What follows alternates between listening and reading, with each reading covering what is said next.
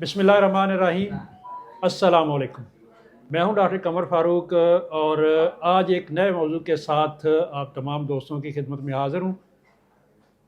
बैरून मुल्क रहने वाला हर पाकिस्तानी, चाहे वो किसी शहर से तल्लुक़ रखता है, किसी गांव से तल्लुक़ रखता है, देहात से तल्लुक़ रखता है, उसकी पहली ख्वाहिश और तरजीह यही होती है कि जिस जगह से मैं उठ के आया हूँ उस जगह के लिए, उस देहात के लिए, उस गांव के लिए, उस शहर के लिए मैं कुछ कर जाऊँ। ये जज्बा बैरून मुल्क तमाम पाकिस्तानियों के अंदर मौजूद है, लेकिन यहाँ पर एक चीज़ जो मैं अक्सर महसूस करता हूँ कि कोई करने वाला आगे नहीं होता। अगर कोई करने वाला आगे लीड कर रहा हो तो वो अपने गांव को एक मिसाली गांव बना देता है। इसकी बहुत सारी मिसालें हमारे पास मौजूद हैं। गुजरात, खारियाँ और मंडी के बहुत सारे गांव जो ओवरसीज़ पाकिस्तानियों ने मिसाली गांव बनाए हैं, सफाई के लिहाज से, एजुकेशन के लिहाज से बेहतरीन किस्म के वज़ाइफ देकर बच्चों को हाई एजुकेशन तक लेकर गए हैं। तो आज भी मेरे साथ पाकिस्तान से आए मेहमान जो गुजरात के करीबी गांव गंजा से तल्लुक़ रखते हैं। मैं आपको बताता चलूं कि बार्सिलोना के अंदर भी जो गंजा गांव के लोग हैं वो काफ़ी तादाद में हैं, और सिर्फ बहुत बड़ी तादाद ही नहीं, यहाँ पर उनके जो वेलफेयर का सिस्टम है वो भी बड़ा ज़बरदस्त है।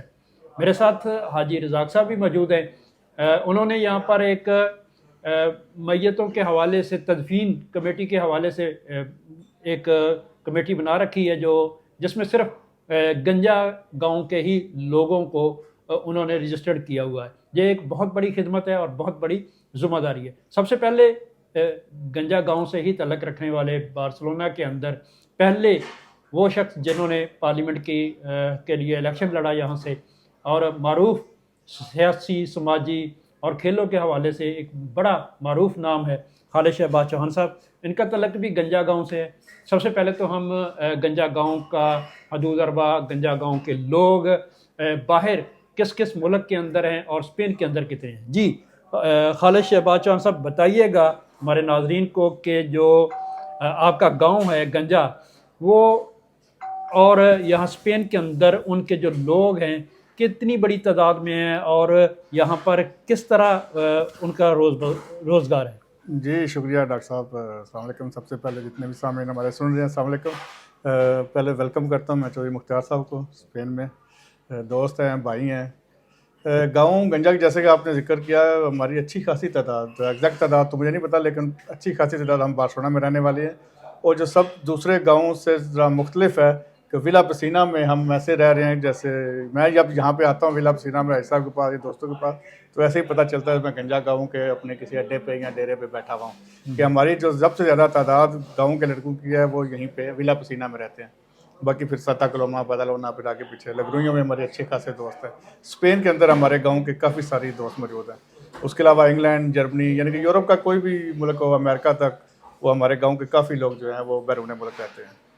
और यहाँ पर रहते हुए ज़ाहिर है जब कोई भी बंदा किसी तो अपनी जो सोच है वो अपने गांव के साथ है, वहाँ की वेलफेयर के हवाले से, वहाँ की गांव को मिसाली गांव बनाने में मुख्तलिफ कमेटियाँ जो कायम की गई हैं, उसमें हमारे ओवरसीज़ गंजा के जो लोग हैं उनका काफ़ी कंट्रीब्यूशन है। जी मुख्तार साहब, आप पाकिस्तान से ख़ुसूसी तौर पर यहाँ पर आए हैं।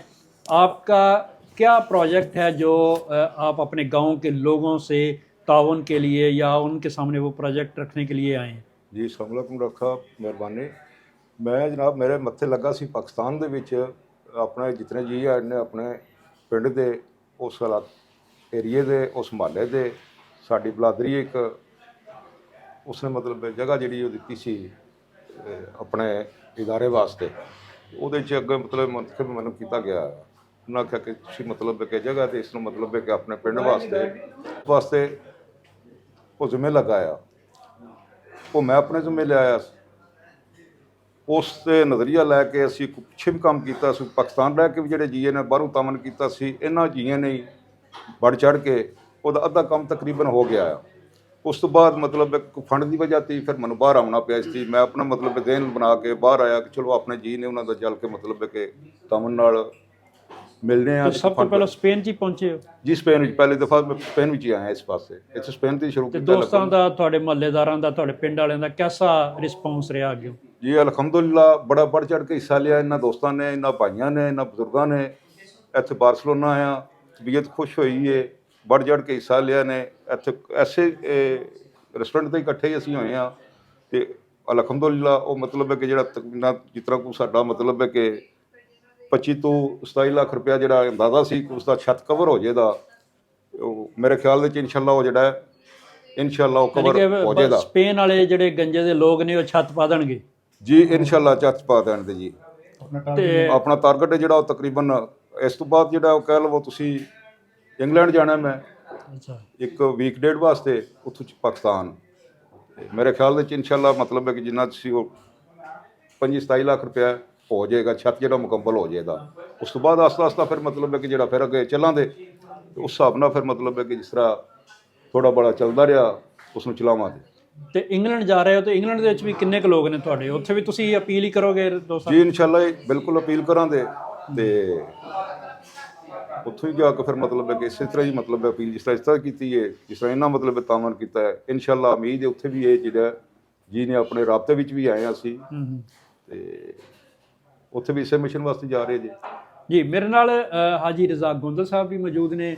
ਇਹਨਾਂ ਨੂੰ ਤੁਸੀਂ ਸਪੇਨ ਦੇ ਅੰਦਰ ਤੇ ਫਲਾਈ ਕੰਮਾਂ 'ਚ ਵੱਧ ਚੜ੍ਹ ਕੇ ਹਿੱਸਾ ਲੈਂਦਿਆਂ ਹੋਇਆ ਤਾਂ ਦੇਖਿਆ ਹੈ, ਔਰ ਗੰਜੇ ਦੇ ਜਿਹੜੇ ਲੋਕ ਨੇ ਇੱਥੇ ਉਹਨਾਂ ਵਾਸਤੇ ਇਹਨਾਂ ਨੇ ਇੱਕ ਫਲਾਈ ਇੱਥੇ ਤਨਜ਼ੀਮ ਵੀ ਬਣਾਈ ਹੋਈ ਹੈ, ਜਿਹਦੇ ਵਿੱਚ ਤਦਫੀਨ ਕਮੇਟੀ ਦੇ ਹਵਾਲੇ ਨਾਲ ਕਿ ਜੇ ਅਗਰ ਕੋਈ ਦੋਸਤ ਫੌਤ ਹੋ ਜਾਂਦਾ ਤੇ ਉਹਨੂੰ ਬਾਇਜ਼ਤ ਤਰੀਕੇ ਨਾਲ ਆਪਣੇ ਪਿੰਡ ਲੈ ਕੇ ਜਾਂਦੇ ਨੇ ਔਰ ਉਹਨਾਂ ਦੀ ਮਦਦ ਵੀ ਕਰਦੇ ਨੇ। ਤੇ ਅਸੀਂ ਹਾਜੀ ਰਜ਼ਾਕ ਸਾਹਿਬ ਨੂੰ ਪੁੱਛਾਂਗੇ ਕਿ ਮੁਖਤਾਰ ਭਾਈ ਆਏ ਨੇ ਤੁਹਾਡੇ ਇੱਥੇ, ਉਹਨਾਂ ਨੇ ਅਪੀਲ ਕੀਤੀ ਹੈ ਤੇ ਤੁਸੀਂ ਕਿਸ ਤਰ੍ਹਾਂ ਦਾ ਅੱਗੇ ਰਿਸਪੌਂਸ ਦਿੱਤਾ, ਲੋਕ ਕੀ ਸੋਚਦੇ ਨੇ ਤੁਹਾਡੇ ਪਿੰਡ ਦੇ?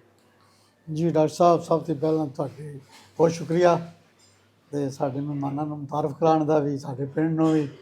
ਤੇ ਡਾਕਟਰ ਸਾਹਿਬ ਸਾਡਾ ਅਲਹਮਦੁਲਿਲਾ ਅੱਲਾ ਦਾ ਸ਼ੁਕਰ ਹੈ ਕਿ ਸਾਡੇ ਕੋਲ ਕੋਈ ਵੀ ਮਹਿਮਾਨ ਆਉਂਦਾ ਹੈ ਤੇ ਵੈਸੇ ਤੁਸੀਂ ਵੀ ਜਾਣਦੇ ਕਿ ਬਾਰਸਲੋਨਾ ਦੀ ਇੱਕ ਰੀਤ ਹੈ ਕਿ ਮਹਿਮਾਨਾਂ ਨੂੰ ਅੱਛੇ ਮਹਿਮਾਨ ਨਵਾਜ਼ੀ ਦੇਣੀ ਆ। ਉਹਦੀ ਮਿਸਾਲ ਤੁਹਾਨੂੰ ਦੱਸਣ ਦੀ ਜ਼ਰੂਰਤ ਨਹੀਂ ਹੈ ਵੀ। ਸਾਡੇ ਭਾਈ ਹੋਰੀ ਆਏ ਨੇ, ਇਹਨਾਂ ਨਾਲ ਅਲਹਮਦੁਲਿਲਾ ਅਸੀਂ ਬੜੇ ਸ਼ੌਕ ਜੋਰ ਸਾਨੂੰ ਅਸੀਂ ਮਤਲਬ ਕਿ ਅੱਲਾ ਦਾ ਸ਼ੁਕਰ ਅਦਾ ਕੀਤਾ ਕਿ ਇਹੋ ਜਿਹੇ ਲੋਕ ਆਉਣ ਸਾਡੇ ਕੋਲ ਖਿਦਮਤ ਮੰਗਣ, ਪਿੰਡਾਂ ਦੇ ਕੰਮ ਕਰਨ, ਸਾਡੇ ਪਿੰਡਾਂ ਦੇ ਕੰਮ ਹੋਣ।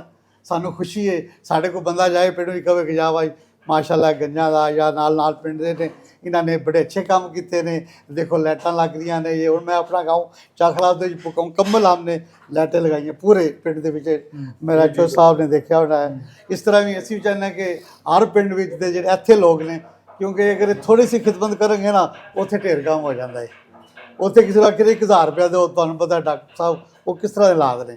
ਇੱਥੇ 50 ਯੂਰੋ ਵੀ ਦਿੰਦੇ ਆ ਬੰਦੇ ਨੂੰ, ਫਰਕ ਨਹੀਂ ਪਤਾ, ਚਲੋ 50 ਦੇ ਇਸ ਤਰ੍ਹਾਂ। ਤੇ ਜਨਾਬ ਅਸੀਂ ਇਹਨਾਂ ਨਾਲ ਅੱਛੇ ਤਰੀਕੇ ਨਾਲ ਖੁਸ਼ੀ ਮਹਿਸੂਸ ਹੋਈ, ਯਾਨੀ ਬਹੁਤ ਖੁਸ਼ੀ ਹੋਈ ਕਿ ਇਹ ਲੋਕ ਸਾਡੇ ਆਮਦੇ ਰਹਿਣ, ਅਸੀਂ ਇਹਨਾਂ ਲੋਕਾਂ ਦੀ ਖਿਦਮਤ ਕਰਨ ਦੇ ਰਹੀਏ ਕਿ ਇਹੋ ਜਿਹੇ ਕੰਮ ਇਹਨਾਂ ਨੂੰ ਵੀ ਅੱਲਾਹ ਤਾਲਾ ਹਿੰਮਤ ਕਰਨ ਦੀ ਤੇ ਸਾਨੂੰ ਵੀ ਤੌਫੀਕ ਦੇ ਇਹਨਾਂ ਦੀ ਜ਼ਿਆਦਾ ਵੱਧ ਚੜ੍ਹ ਕੇ ਜਿਹੜੀ ਹੈ ਉਹ ਕੋਸ਼ਿਸ਼ ਕਰਨ ਦੀ। ਬਾਕੀ ਦੂਸਰਾ ਜਿਹੜਾ ਤਦਫੀਨ ਕਮੇਟੀ ਦੇ ਬਾਰੇ ਵਿੱਚ ਤੁਹਾਨੂੰ ਪਤਾ ਹੈ ਸਾਡਾ ਅਲਹਮਦੁਲਿਲਾ ਬਿਹਤਰੀਨ ਅੱਲਾ ਦਾ ਸ਼ੁਕਰ ਹੈ ਕਿ ਅਸੀਂ ਆਪਣੇ ਉਹ ਕੰਮ ਆਪਣੀ ਇਮਾਨਦਾਰੀ ਨਾਲ ਕਰ ਰਹੇ ਹਾਂ।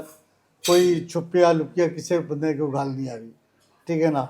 ਤੇ ਅਗਰ ਕਿਸੇ ਨੂੰ ਸਾਡੀ ਜ਼ਰੂਰਤ ਪੈਂਦੀ ਹੈ ਕਿਸੇ ਕਿਸਮ ਦੀ, ਯਾਨੀ ਬਾਡੀ ਦੇ ਹਵਾਲੇ ਵਿੱਚ ਕਿਸੇ ਕੋਈ ਮਸਲਾ, ਕੋਈ ਇਸ ਤਰ੍ਹਾਂ ਦਾ ਬੰਦਾ ਹੈ ਕਿ ਜਿਸ ਬੰਦੇ ਦਾ ਇੱਥੇ ਕੋਈ ਬੰਦਾ ਨਹੀਂ ਹੈ ਵੀ ਮਜਬੂਰ ਹੈ, ਪੇਪਰ ਨਹੀਂ, ਉਹਦੇ ਵਾਸਤੇ ਅਸੀਂ ਇਨਸ਼ਾਅੱਲਾ ਹਰ ਕਿਸੇ ਦੀ ਖਿਦਮਤ ਕਰਨ ਵਾਸਤੇ ਤਿਆਰ ਹਾਂ। ਬਿਲਕੁਲ ਹਾਜੀ ਰਜ਼ਾਕ ਗੋਂਦਲ ਸਾਹਿਬ ਦੀ ਤੁਸੀਂ ਗੁਫ਼ਤਗੂ ਸੁਣੀ ਤੇ ਆਖਰ ਤੇ ਮੈਂ ਖਾਲਿਦ ਸ਼ਹਬਾਜ਼ ਚੌਹਾਨ ਸਾਹਿਬ ਕੋਲੋਂ ਪੁੱਛਾਂਗਾ ਕਿ ਉਹਨਾਂ ਦੇ ਪਿੰਡ ਦੇ ਜਿਹੜੇ ਲੋਕ ਨੇ ਉਹਨਾਂ ਦੇ ਅੱਗੇ ਤੁਸੀਂ ਵੀ ਕੋਈ ਅਪੀਲ ਕੀਤੀ ਹੈ, ਕਿਉਂਕਿ ਹਰ ਓਵਰਸੀਜ਼ ਪਾਕਿਸਤਾਨੀ ਜਿਹੜਾ ਵਾ ਉਹ ਚਾਹੇ ਪਾਕਿਸਤਾਨ ਜਾਂਦਾ ਨਹੀਂ ਜਾਂਦਾ ਜਾਂ ਉਹਨੇ ਨਹੀਂ ਜਾਣਾ, ਲੇਕਿਨ ਉਹਦੇ ਦਿਲ ਦੇ ਅੰਦਰ ਆਪਣੇ ਉਸ ਗਾਉਂ ਦੀ, ਉਸ ਗਲੀ ਦੀ, ਉਸ ਮੁਹੱਲੇ ਦੀ ਬੜੀ ਮੁਹੱਬਤ ਹੁੰਦੀ ਆ ਔਰ ਉਹਨੂੰ ਉਹ ਯੂਰਪ ਦੇ ਗਲੀ ਮੁਹੱਲਿਆਂ ਦੀ ਤਰ੍ਹਾਂ ਦੇਖਣਾ ਚਾਹੁੰਦਾ। ਤੇ ਖਾਲਿਦ ਸਾਹਿਬ ਤੁਸੀਂ ਦੱਸੋ ਕਿ ਤੁਸੀਂ ਆਪਣੇ ਦੋਸਤਾਂ ਨੂੰ ਕੀ ਕਹਿਣਾ ਚਾਹੁੰਦੇ ਹੋ? देखिए मेरी अपील ये किसी भी गाँव में मिसाली गाँव बनाने वास्ते उन्होंने दोस्तों का तावन सारे का मिल के खास कर ओवरसीज़ पाकिस्तानी गनिया के बाहर ने मेरी अपील होगी सारे दोस्तों भाई अमजद ने भाई मुख्तियार ने दोनों भाई मिल के पाकिस्तान जो इस प्रोजेक्ट में लैके चलते हैं पे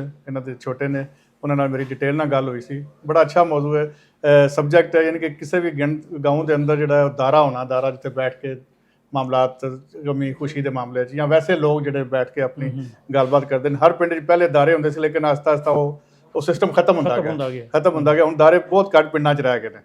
तो एक बड़ा अच्छा प्रोजेक्ट है, जगह सानू अपने अजीज ने फैमिली तो ना दी ਤੇ ਭਾਈ ਮੁਖਤਿਆਰ ਤੇ ਭਾਈ ਅਮਜਦ ਨੂੰ ਪ੍ਰੋਜੈਕਟ ਨੂੰ ਲੈ ਕੇ ਜਾ ਰਹੇ ਨੇ। ਮੇਰੀ ਅਪੀਲ ਹੈ ਜਿੱਤੇ ਵੀ ਦੋਸਤ ਸਾਡੇ ਗੰਜੀਆਂ ਦੇ ਰਹਿਣ ਵਾਲੇ ਨੇ ਉਹ ਇਹਨਾਂ ਨਾਲ ਭਰਪੂਰ ਤਾਵਨ ਕਰਨ, ਸਾਡਾ ਸਾਥ ਅੱਗੇ ਇਹਨਾਂ ਦੇ ਨਾਲ ਹੈ ਤੇ ਇਨਸ਼ਾਅੱਲਾ ਦਾਰਾ ਜਿਹੜਾ ਇੱਕ ਮਿਸਾਲੀ ਦਾਰਾ ਬਣੇਗਾ। ਬਲਕਿ ਆਸਤਾ ਆਸਤਾ ਮੇਰੀ ਖੁਆਇਸ਼ ਹੋਏਗੀ ਕਿ ਅਸੀਂ ਆਪਣੇ ਪਿੰਡ ਨੂੰ ਵੀ ਇੱਕ ਮਿਸਾਲੀ ਪਿੰਡ ਜਿਹੜਾ ਉਹ ਬਣਾਈਏ ਤਾਂ ਕਿ ਸਾਡੀ ਮੈਜੋਰਟੀ ਯੂਰਪ ਵਿੱਚ ਰਹਿਣ ਵਾਲੇ ਲੋਕ ਨੇ, ਤਾਂ ਕਿ ਜਿਸ ਅਸੀਂ ਗੰਜੀ ਜਾਈਏ ਤਾਂ ਇੰਨੀ ਲੱਗੇ ਜਿਕਨ ਯੂਰਪ ਵਾਲੀ ਜਿਹੜੀ ਝਲਕ ਹੈ ਉਹ ਨਜ਼ਰ ਆਵੇ। ਜੀ ਆਖਰ ਤੇ ਮੁਖਤਾਰ ਸਾਹਿਬ ਸਾਡੇ ਸਾਰੇ ਨਾਜ਼ਰੀਨ ਨੂੰ ਤੁਸੀਂ ਇਹ ਦੱਸੋ ਕਿ ਤੁਹਾਡਾ ਇਹ ਪ੍ਰੋਜੈਕਟ ਕਿੰਨੇ ਅਰਸੇ 'ਚ ਮੁਕੰਮਲ ਹੋ ਜਾਏਗਾ, ਕਿੰਨਾ ਟਾਈਮ ਲੱਗੇਗਾ? ਇਹ ਜੀ ਦੇਖੋ ਜੀ ਅਸਲ ਇਹ ਗੱਲ ਹੈ ਕਿ ਇੱਥੋਂ ਵਾਪਸੀ ਜਾਣਾ, ਮੈਂ ਜਾਣਿਆ ਮਤਲਬ ਇਹਦਾ ਕੰਮ ਸ਼ੁਰੂ ਕਰਾਉਣਾ ਜੀ ਮੈਂ, ਤੇ ਇਨਸ਼ਾਅੱਲਾ ਮਤਲਬ ਹੈ ਕਿ ਇਹ ਸ਼ੁਰੂ ਰਵੇ ਤਾਂ ਜਾਰੀ ਸਾਰੀ ਰਵੇ ਦਾ। ਹੁਣ ਦੇਖੋ ਉਸ ਤੋਂ ਬਾਅਦ ਮਤਲਬ ਮੇਰਾ ਖਿਆਲ ਹੈ ਐਡਾ ਹਿੱਸਾ ਤਾਂ ਕੋਈ ਨਹੀਂ ਹੈ, ਬਾਕੀ ਛੋਟੇ ਮੋਟੇ ਐਂਡ ਉਹ ਨਾਲ ਹਿੱਸੇ ਦੇ ਨੇ ਪੇ ਚੱਲਦੇ ਨੇ। ਇਸੇ ਤਰ੍ਹਾਂ ਮਤਲਬ ਹੈ ਕਿ ਐਡਾ ਖਾਸ ਕੰਮ ਕੋਈ ਨਹੀਂ, ਅਗਰ ਛੱਤ ਤੁਹਾਡਾ ਮੁਕੰਮਲ ਹੋ ਗਿਆ ਪਲਸਤਰ ਹੈ, ਬਾਕੀ ਮਤਲਬ ਹੈ ਛੋਟਾ ਮੋਟਾ ਕੰਮ ਹੁੰਦਾ ਨਾਲ। ਮਤਲਬ ਇਸ ਤਰ੍ਹਾਂ ਮੇਨ ਚੀਜ਼ ਹੈ ਕਿਸੇ ਦੀ ਚੰਗੀ ਮਾੜੀ ਹੁੰਦੀ ਹੈ ਉਹਦੇ ਵਿੱਚ ਮਤਲਬ ਬੰਦੇ ਅੰਦਰ ਬਹਿਣੇ ਦੀ ਜਗ੍ਹਾ ਬਣ ਜਾਏਦੀ। ਉਸ ਤੋਂ ਬਾਅਦ ਮਤਲਬ ਹੈ ਕਿ ਕਿਸੇ ਦਾ ਸ਼ਾਦੀ ਦਾ ਪ੍ਰੋਗਰਾਮ ਬਣ ਜਾਂਦਾ, ਉਹ ਬਣ ਜਾਂਦੀ ਕੋਈ ਜਗ੍ਹਾ ਜਿਹੜੀ ਉਹ ਮਤਲਬ ਹੈ ਕਿ ਸਾਫ਼ ਸੇਫ ਹੋ ਜਾਂਦੀ ਹੈ। ਬਾਕੀ ਜਿਹੜਾ ਥੋੜ੍ਹਾ ਬੜਾ ਨਾਲ ਚੱਲਦਾ ਰਹੇ ਇਨਸ਼ਾਅੱਲਾ ਅਸੀਂ ਮਤਲਬ ਇੱਕ ਜ਼ਰੂਰ ਸਾਡੀ ਖੁਆਇਸ਼ ਵੀ ਹੈ ਇਸ ਨੂੰ ਮਤਲਬ ਮੁਕੰਮਲ ਕਰਨੇ ਦੀ, ਤੇ ਅਪੀਲ ਵੀ ਭਰਪੂਰ ਕਰਦੇ ਰਹਿੰਦੇ। ਉਸ ਤੋਂ ਬਾਅਦ ਬਾਕੀ ਮੈਂ ਬਾਰਸਲੋਨਾ ਸਭ ਭਾਈਆਂ ਦਾ ਸ਼ੁਕਰੀਆ ਅਦਾ ਕਰਨਾ ਜਿਸ ਤਰ੍ਹਾਂ ਤਾਮਨ ਉਹਨਾਂ ਕੀਤਾ, ਜਿਸ ਤਰ੍ਹਾਂ ਮੁਹੱਬਤ ਦਿੱਤੀ ਹੈ, ਸ਼ੁਕਰਗੁਜ਼ਾਰ ਹਾਂ ਮੈਂ ਇਹਨਾਂ ਦਾ। ਮਹਿਸੂਸ ਕੋਈ ਨਹੀਂ ਹੋਇਆ ਮੈਨੂੰ, ਮੈਂ ਇੱਕ ਹਫ਼ਤਾ ਹੋ ਗਿਆ ਸਾਰੇ ਜੀ ਇੱਥੇ ਮੈਨੂੰ ਮਿਲਦੇ ਵੀ ਹਨ ਨੇ ਪਏ, ਤਾਮਨ ਵੀ ਕਰਦੇ ਨੇ ਪਏ। ਮੈਂ ਫਿਰ ਦਿਲ ਦੀ ਤਾਦ ਇਸ ਮਤਲਬ ਸ਼ੁਕਰੀਆ ਅਦਾ ਕਰਨਾ ਇਹਨਾਂ ਦਾ। ਮੁਖਤਾਰ ਸਾਹਿਬ ਜੀ ਵੀ ਤੁਸੀਂ ਗੱਲ ਸੁਣੀ, ਖਾਲਿਦ ਸ਼ਹਬਾਜ਼ ਚੌਹਾਨ ਸਾਹਿਬ ਦੀ ਸੁਣੀ ਤੇ ਹਾਜੀ ਰਜ਼ਾਕ ਗੋਂਦਰ ਸਾਹਿਬ ਦੀ ਸੁਣੀ। ਇੱਥੇ ਮੈਂ ਸਿਰਫ ਇੰਨਾ ਹੀ ਕਹਾਂਗਾ ਕਿ ਬਾਰਸਲੋਨਾ ਦੇ ਅੰਦਰ ਵਸਣੇ ਵਾਲੇ ਪਾਕਿਸਤਾਨੀ, ਚਾਹੇ ਉਹ ਪਾਕਿਸਤਾਨ ਦੇ ਕਿਸੇ ਵੀ ਖਿੱਤੇ ਦੇ ਤੋਂ ਤਾਲੁਕ ਰੱਖਦੇ ਨੇ, ਸਾਰਿਆਂ ਦੇ ਦਿਲ ਮੁਹੱਬਤ ਨਾਲ ਭਰੇ ਹੋਏ ਨੇ ਔਰ ਇੰਨੀ ਕੁ ਆਪਣੇ ਮਹਿਮਾਨ ਦੇ ਨਾਲ ਮੁਹੱਬਤ ਕਰਦੇ ਉਹਦਾ ਸਬੂਤ ਤੁਸੀਂ ਮੁਖਤਾਰ ਸਾਹਿਬ ਦੀ ਗੁਫ਼ਤਗੂ ਤੋਂ ਵੀ ਲਾਇਆ ਹੋਏਗਾ।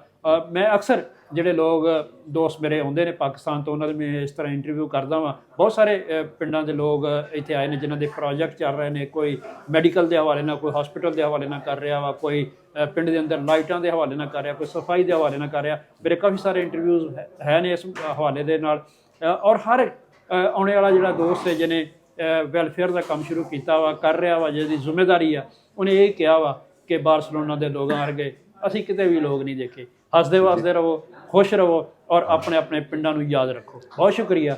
ਅੱਲਾ ਤੁਹਾਡਾ ਸਾਡਾ ਸਾਰਿਆਂ ਦਾ ਹਾਮੀ ਨਾਸਰ ਹੋਵੇ।